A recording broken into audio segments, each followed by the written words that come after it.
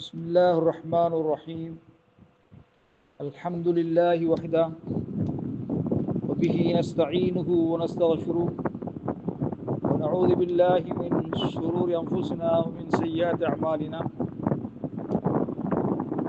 أشهد أن لا إله إلا الله وحده لا شريك له وأشهد أن محمدا عبده ورسوله صلى الله عليه وعلى آله وصحبه وسلم تسليما كثيرا أما بعد கண்ணியத்துக்குரிய சகோதரர்களே, பெரியார்களே, எமது ஸலாத்துல் இஸ்திஸ்கா மழை தேடி தொழும் தொழுகையின் தொடரிலே இன்றைய பாட தலைப்பாக இதா ஹரஜல் இன்சானு லில் இஸ்திஸ்கா முத்தய்யிபன் ஃபஹல் யுன்கர் அலைஹி, மழை தேடி தொழுவதற்காக ஒரு மனிதன் வெளியானால் நறுமணங்கள் பூசியவனாக வெளியானால் அதை அவன் மீது நிராகரிக்கப்படுமா, இது மார்க்கத்தில் அனுமதிக்கப்பட்டிருக்கின்றனவா என்று கேட்கப்படுகின்ற கேள்விக்கு பதிலாக லா யுன்கரு அலைஹி,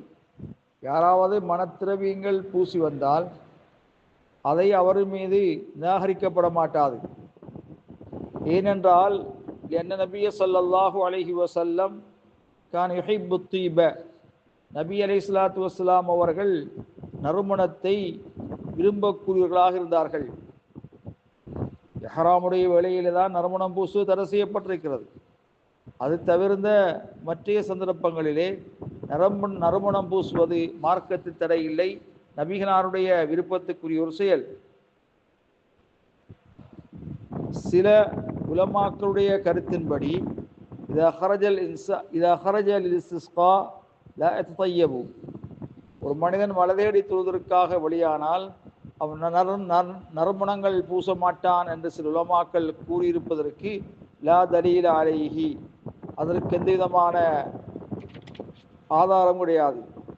ஏனென்றால் அல்லாஹுவை அஞ்சுவதற்கு அது தடையாக இருக்காது என்ற காரணத்தினால் நறுமணம் பூசி செல்வது தடையில்லை. வல்லாஹு அலம் பிஸ்ஸவாப்.